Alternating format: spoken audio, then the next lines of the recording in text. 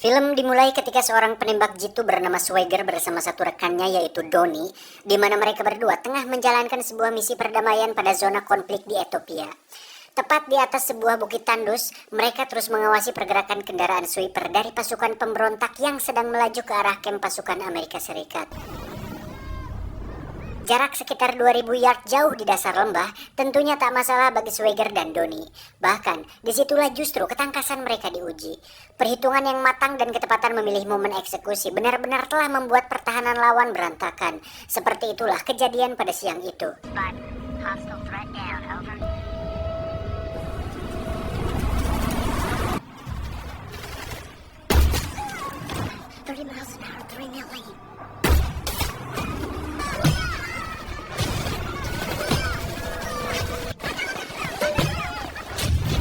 Namun entah apa yang terjadi, pusat komando tiba-tiba seperti menganulir keberhasilan Swagger kala itu, dan bahkan langsung memutuskan komunikasi radionya. Keheranan Swagger semakin bertambah ketika sebuah heli datang lalu tiba-tiba kemudian menghujani mereka dengan tembakan. Padahal pihak intelijen tak mengkonfirmasi apapun terkait skema penyerangan lewat udara.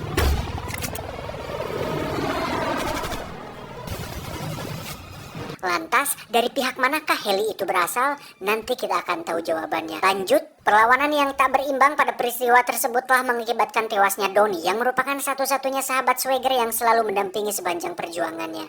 Sontak hal tersebut menyulut kemarahan Swagger dan berhasil menembak jatuh pesawat heli itu.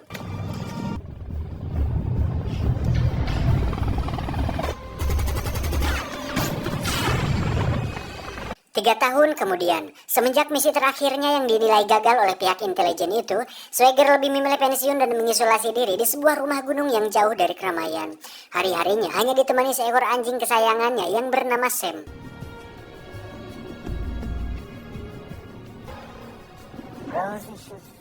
Pada pagi itu, Swagger kedatangan tamu dari FBI. Mereka adalah Kolonel Isaac Sobari serta dua orang peliharaannya yang tak saya sebutkan namanya. Yang jelas mereka bukan Sam. Dengan susah payah, Pak Isaac memujuk Swagger untuk membuat skema penembakan jarak jauh terkait adanya sebuah rencana pembunuhan terhadap presiden yang berhasil terlacak lewat rekaman transmisi. Dengan kemampuan Swagger ini, diharapkan bisa membantu menggagalkan rencana teror tersebut. Seperti itulah skenarionya. Nasionalisme seorang mantan prajurit masih melekat kuat pada jiwa Swagger, maka akhirnya dia pun bersedia menjalankan misi ini untuk terakhir kalinya. Namun sayang, sepertinya dia tak begitu menyadari adanya motif terselubung di balik rencana ini. Sekali Swagger, tetaplah Swagger, sang penembak ulung yang masih tak tergantikan.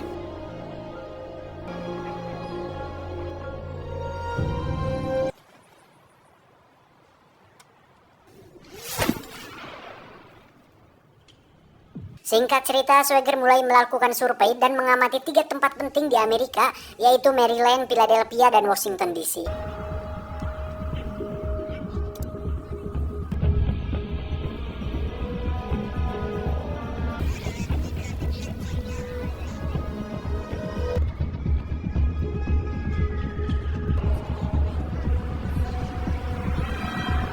Dari mulai letak kamera pengintai, kecepatan angin, suhu udara, kelembaban, dan jarak tembak tak luput dari perhatian Swagger. Bahkan dia menentukan kapan dan di mana dari ketiga tempat itu kemungkinan besar presiden akan dibunuh. Maka Swagger memilih Philadelphia sebagai titik lokasi yang paling memungkinkan terjadi.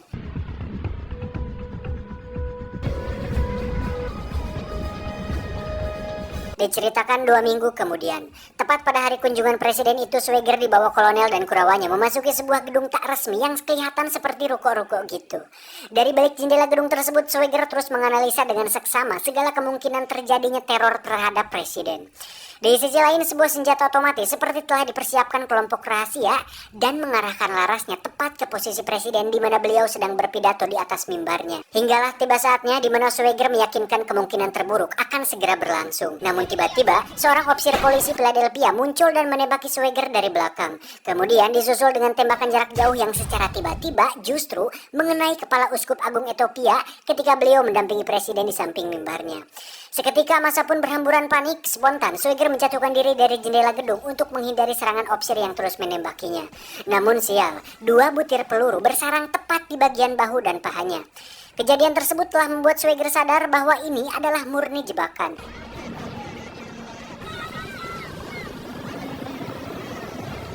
Dan bukan hal mustahil jika sang opsir itu pun merupakan bagian dari rangkaian jebakan tersebut.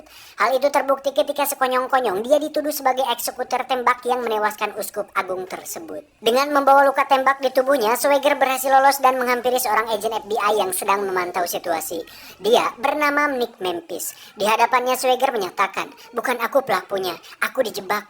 Setelah itu, Swagger melumpuhkan Memphis, kemudian merampas senjata dan mobil dinasnya lalu kabur dari sana.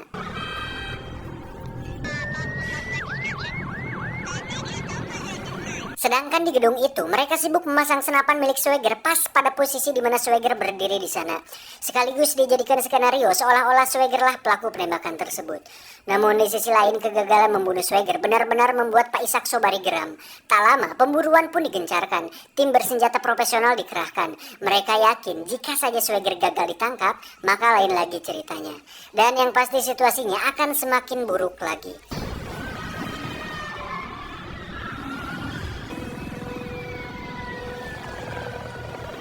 Sementara itu, kepiawaian dan keberanian eksersan Angkatan Laut ini masih cukup untuk mengelabui kepungan mereka. Kemudian langsung menjatuhkan diri ke dalam sungai bersama mobilnya.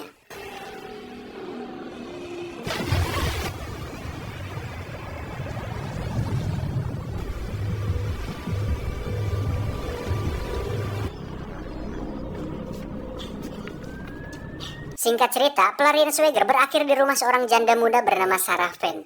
Dia adalah mantan istri almarhum teman sejawatnya dulu, yaitu Donny Van.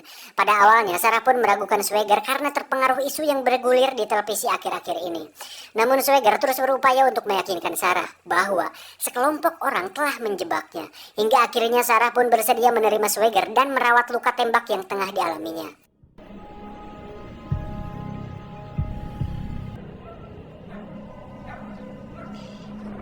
Di sisi lain, sebagai agen FBI, Memphis tahu persis reputasi karir Sersan Swagger, bahkan jiwa nasionalisnya yang sangat kuat. Sehingga dia yakin bahwa bukan Swagger pelakunya. Melihat terdapat banyak kejanggalan, maka Memphis mencari data dan menggali informasi terkait kasus ini. Namun sayang, segala upaya yang dilakukan Memphis ibarat ombak menerjang karang, semua kandas tanpa bekas, nihil tanpa hasil. Anjing! Bahkan berujung pada sebuah upaya penculikan atas dirinya. Mantep kali kata-kata si pembuat narasi ini. Di sebuah gudang pinggir sungai, Memphis diikat dan dihajar habis-habisan. Namun ketika hendak dibunuh, tiba-tiba Swagger datang menolong dengan tembakan jarak jauhnya.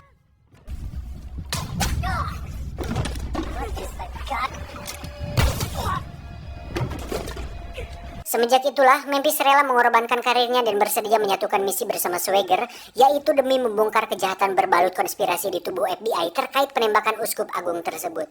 Kabar bergabungnya Memphis dengan Swagger mengisyaratkan bahwa pertempuran babak baru akan segera dimulai. Pak Ishak Sobari dan komplotannya kini mulai resah, sehingga mereka membuat strategi apa saja untuk memancing Swagger keluar dari persembunyiannya, termasuk menculik Sarah sahabatnya untuk dijadikan sandera.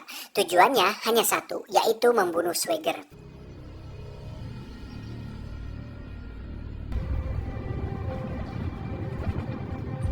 Sementara itu, Swagger ditemani Memphis sedang mendatangi seorang ahli balistik dan persenjataan terbaik yang tinggal di sebuah dusun terpencil. Tak disebutkan nama untuk perannya, namun kemahiran si kakek tua ini membawa titik terang dalam rangka membongkar tokoh di balik penembakan uskup agung. Berdasarkan data yang diungkap si kakek, ternyata pelakunya adalah Mikhail Zerbiak, seorang sniper bayaran yang kondisinya kini sudah lumpuh. Dengan sesama sniper yang terbilang handal pada masanya, tentu Swagger sangat mengenali sosok Mikhail tersebut.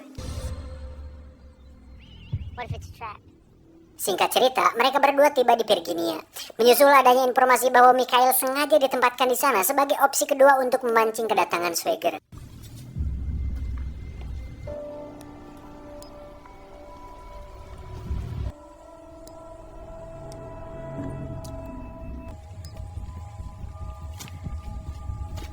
Saatnya tiba, Swagger langsung menerobos masuk rumah menemui Mikhail. Sambil mendorongkan pistol, dia menceritakan semua hal terkait penembakan uskup agung. Motifnya adalah ketakutan yang berlebihan dari sekelompok penjahat yang takut jika sang uskup membocorkan semua kejahatannya pada presiden. Dan dalang dari semua ini adalah Kolonel Ishak Sobari dan Charles. Setelah itu, Mikhail menembak kepalanya sendiri hingga tewas. Beruntung, Swagger telah merekam percakapan itu melalui handphonenya. Sementara di luar rumah, pasukan elit militer utusan Kolonel Sobari datang mengepung dan memaksa Swagger untuk menyerah. Namun faktanya, mereka justru malah termakan perangkap bom yang Swagger tebar sebelumnya.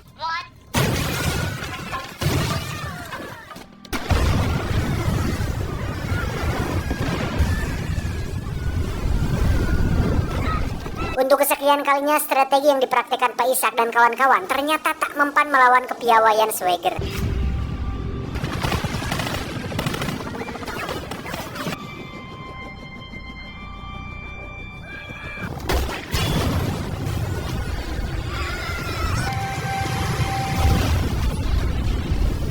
Hingga akhirnya terpaksa Pak Ishak harus menerima kesepakatan yang ditawarkan Swagger.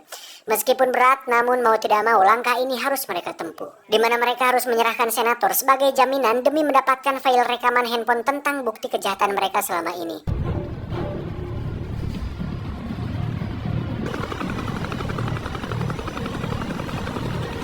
Singkat cerita, Pak Ishak bersama senator tiba di puncak gunung bersalju, di mana mereka sepakat untuk bertransaksi di sana. Watak penjahat memang maunya menang meskipun dengan cara licik.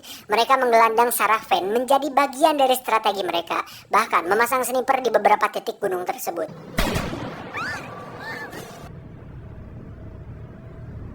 Namun sepertinya Swagger lebih sigap membaca strategi bulus mereka dan berhasil melumpuhkannya.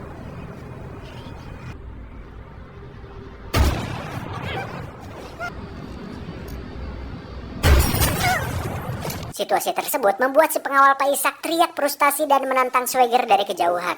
Tak diduga, tiba-tiba bidikan jitu Swagger memutus pergelangan tangannya.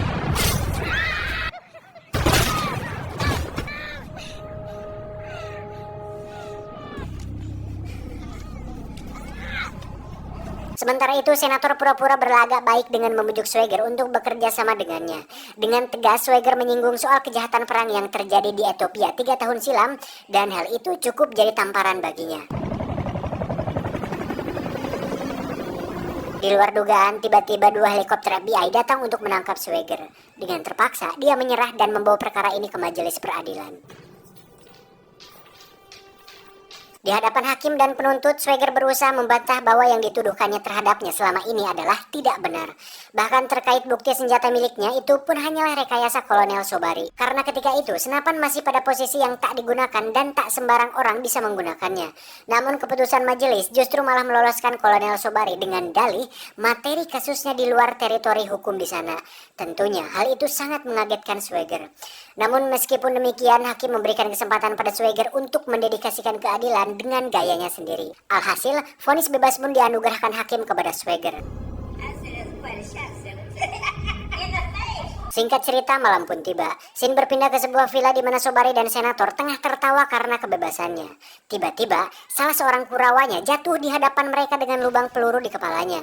Faham akan isyarat kedatangan Swagger, mereka pun berusaha melindungi diri. Namun kemurkaan Swagger kali ini seperti sudah tak kompromi lagi. Alhasil, semua penghuni villa tersebut mampus termakan tembakan gahar Swagger. Di sana ada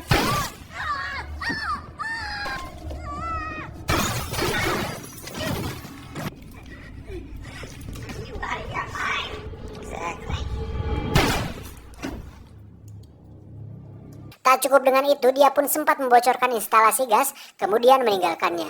Dan dalam hitungan detik, boom, hancurlah semua.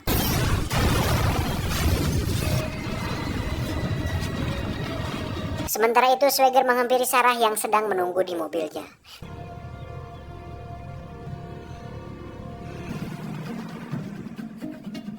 Tamat ending yang membagongkan.